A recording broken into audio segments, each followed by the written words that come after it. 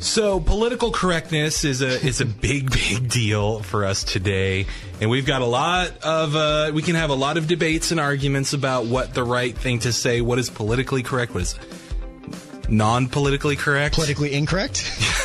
Yeah, I guess you could say that. I feel like there's a new rule almost every day on that. But apparently, Peta is one of the biggest outspoken advocates for political correctness when it comes to what they think is the ethical treatment of animals. Right. And we can argue about what is and what isn't or whatever, but they are taking aim at our language, our colloquialisms, our sayings that we have, that we use every day, that may mean something else. And they apparently think we got to change some of our words.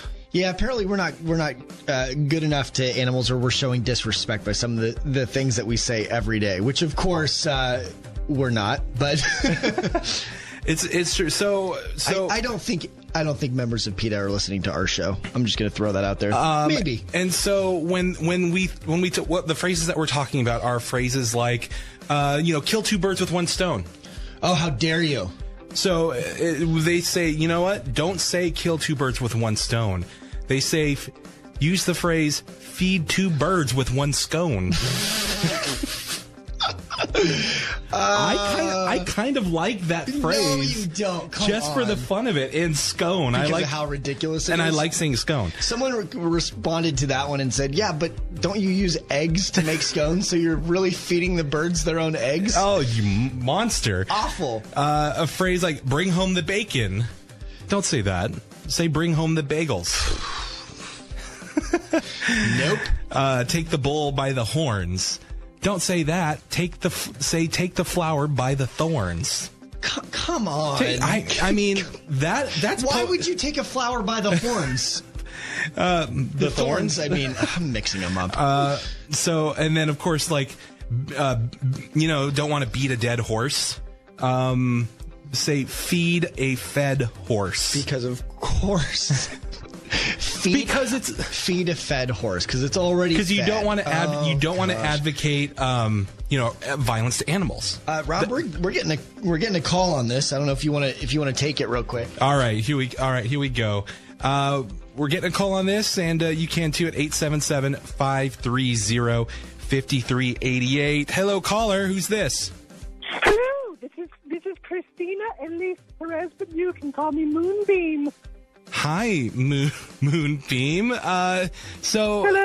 So what's your take in all of this about having politically correct phrases and sayings? Well, I'm the head of the local PETA chapter here in the Central Valley, and I don't like how you're mocking us and the correctness of the use of language. There are many terms that we use. We here at PETA find highly inappropriate and even, quite honestly, hateful and deplorable towards animals. All right, so let me ask you this: we've got phrases here, and I'd like to think that you would have a way that you would rather say them. So, what about a phrase like "looking a gift horse in the mouth"? Is like you find that offensive? Well, yes, of course. You wouldn't understand being a human. But yes, it's quite aggressive, we feel, towards the horse. So instead of saying looking a gift horse in the mouth, how about this one?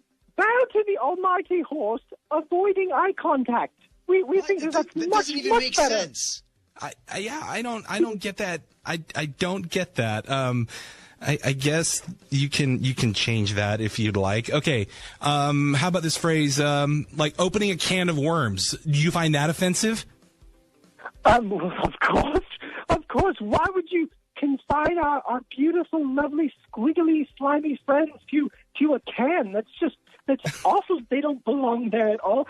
Instead, we find that it would be much more appropriate to use the term tuck the worm into bed and read it a lovely bedtime story. We find that's much more effective.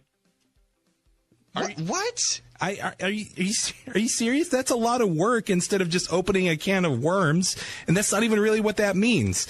Well, how about this one? How about we really hate the phrase beating around the bush. Right. That I don't understand how you could be against that. We know here at Peta that bushes have feelings. There also could be insects inside the bush that you are harming. Instead, we would like that one would use gently and sweetly whisper lyrics from love songs to the bush. So instead of beating around the bush, gently sing and whisper lyrics to love songs to the bush. That's what you're saying. That one just doesn't even apply.